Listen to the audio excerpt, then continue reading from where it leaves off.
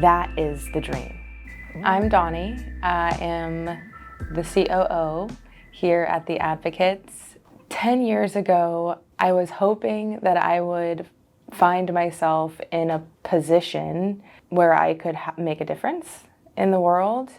And I really did not know where that would be and how I would do that. I guess 10 years ago, I was already here. I was at the Advocates. We were a lot smaller. I was a legal assistant at the time, working directly with clients and already kind of building some operational infrastructure here at the firm. And there was an opportunity to make difference and positive impact here at this company. But I didn't have a clue. Looking back, I really didn't understand or believe that it could result in where I am now, and that we would have grown to the size and level of impact that we have today. Sadly, too big of a role, I think. But I also know that so many people, like powerful, confident, appearing people, would say the exact same thing. I remember being at a conference and the guy next to me, super successful, in his 60s, like had done it. We did this exercise where the speaker was asking us to like list our fears. I cheated and looked at his paper because I was curious. And the first thing on there was imposter syndrome. That was actually so reassuring to see that this man who had made it, who was successful, who everyone looked up to, also still at 60 years old felt that imposter syndrome. I've tried to channel fear of failure in a productive way whenever I'm having those doubts. And this came from my mom back when she coached my sports. Whenever girls would say, "I'm so nervous to get out on the field," this was like 7-year-old softball, you know? My mom would say, "You're not nervous, you're excited. You're excited to play." And so I think it's really about trying to redefine that feeling of doubt and allowing it to motivate and push you to do great things. You learn a lot from losses. They're painful, but if you're doing something that you love to do, it's worth it. It's worth going through that. The first time I applied for my MBA, I was rejected from UW.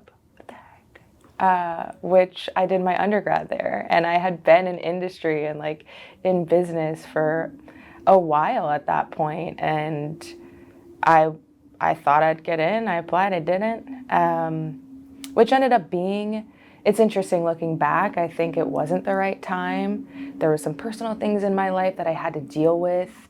You know, I decided that I still wanted to pursue an MBA a few years later, and I took it really seriously. And I studied every day for multiple hours after work. I got a tutor. I took the GMAT, which is the test that you have to take to, apply, March 16th, 2020, which was the day everything in Seattle shut down. So I wouldn't have been able to take it the next day. And I remember the proctor being like, "I think you might be the last person turning in your pencil." And so that just felt kind of serendipitous. Like it was like meant to happen like that. And I ended up getting in and having a great time and learning a lot and meeting really great people. Again, perspectives that I wasn't familiar with. I cried when I got in. I was so relieved. But it also just felt like this huge, like well-earned accomplishment. I was more proud of myself for getting in, being able to apply a second time and then getting in than I probably would have been had I got in the first time. I've always kind of had this belief that I can do it if I try hard enough, which some things are truly unrealistic, but most things aren't. If you really know that you want to pursue it, keep going. Try again. The biggest way sports have shaped me in my career is the recognition that every position is vital. It's not just about the person who scores, it's about the 10 girls behind them on a soccer field that got that ball to that individual. Many people don't have the same level of skills or style. If you find the right place, if the place where their skill set works perfectly, and they're a good person, they share the vision, they share the values of the team, and you've benefited not only them, but yourself and the team as a whole. And taking the time to find where that person fits is also something that's come from sports. So like before competitive sports, right, we all played rec league. There was a spectrum of skill level, of focus, of wanting to be there. You always have that kid that's like, my parents just dragged me here and I am meant to be in ballet, or like I am meant to be in art class. And I hope that kid found art class. But my mom had a pretty special way of making kids who weren't natural athletes really confident in their ability to add to the team. So she would take her time to figure out, okay, this person's really tall, but on a basketball court, they can be the person we throw the ball into. They can catch the ball and they'll catch it because they're taller than every other girl on the court. And then their job is to then pass it to, somebody that can dribble a little better than they can. That confidence actually made them better at a sport that they didn't necessarily want to play and probably never played in the future. But I'm sure that confidence went with them. And so I think if you can do that at your workplace, if you can make the people around you feel confident and like they're contributing because you take the time to find what it is they're good at, you've just leveled up your entire office. It feels important and not about me, I would say, but rather more about the people around me and who I can lift up. Having influence as a woman in business is a responsibility, I think, and one that I don't take lightly. And I also feel very fortunate to have, and also lucky. I think there's a bit of luck that comes with that, and timing, and the people that you find yourself surrounded by. And recently, we had our director's annual. It's a meeting we have every year to kind of just recalibrate. We have 8 people in the room, all of whom I've come up with or I've hired over the years. And 4 of those people were women and 4 of those people were men. I just took a beat and thought about the fact that this industry is so male dominated. It's kind of behind the times, the legal industry, a bit. But to be sitting in a room of the highest level executives at our firm and have 50% of that population be female, that was a moment of pride for me. And that was an instance where I knew I had helped put them there, and they deserved it, they earned it, they should be there. Maybe they wouldn't have been at a different firm. And it was this feeling of making that difference that I wanted to make. Well, I mean, there's been so many business meetings where I'm not only like the youngest person at the table, but also the only woman at the table. And I know I'm making this a lot about a woman, but I'm a woman.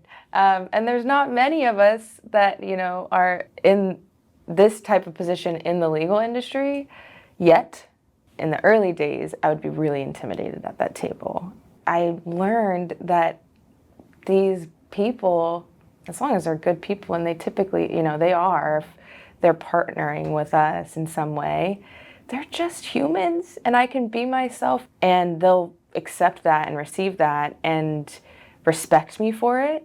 That was a revelation for me. You have good friends and family, and it's because of who you are, and why would it be any different in a business setting?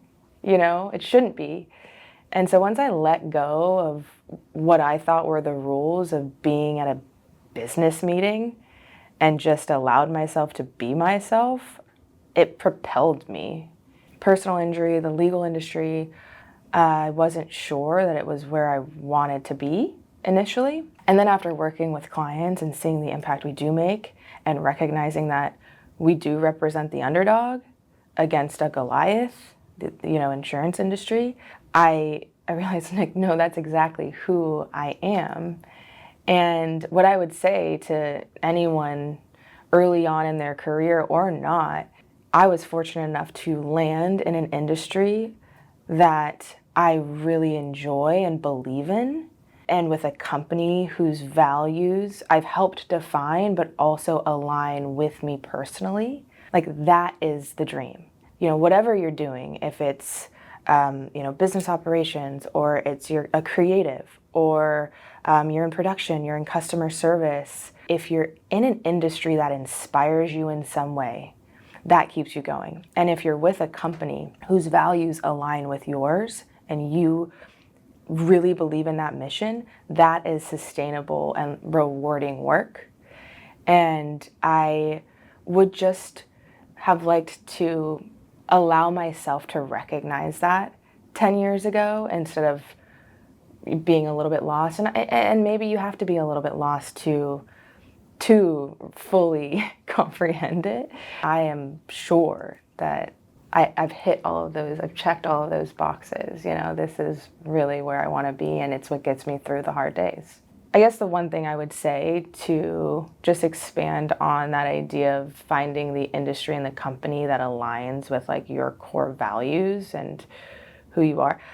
If you don't know where that is, like, think about the things you love. This is what I tell a lot of younger people that are maybe just graduating from undergrad and aren't sure what the next step is. It's like, what do you love to do? Find a company. Companies need a variety of skill sets. A marine biology company will need some customer service representatives. If it's an industry that you love and you don't necessarily feel qualified, or like you have all of the education to enter into it, don't let that stop you. Get your foot in the door at in an industry, at a company that you believe in, and the rest will take off. I started here as a legal assistant. I just want to be in the legal industry and see what it's about and see if it actually helps people. And it got me here, And so I think let that be your first step. Clear is kind is something that Brené Brown says. The personnel, emotional problems are always the hardest in business. And so we avoid sometimes telling employees or our colleagues a problem with their work because we don't want to hurt their feelings. And then that ends up becoming a bigger problem. I remind myself, clear is kind, because had I been clear with that person initially, that would be an act of kindness to them, because then they would have the opportunity to pivot, and then we wouldn't be here months later where the issue is now unsolvable.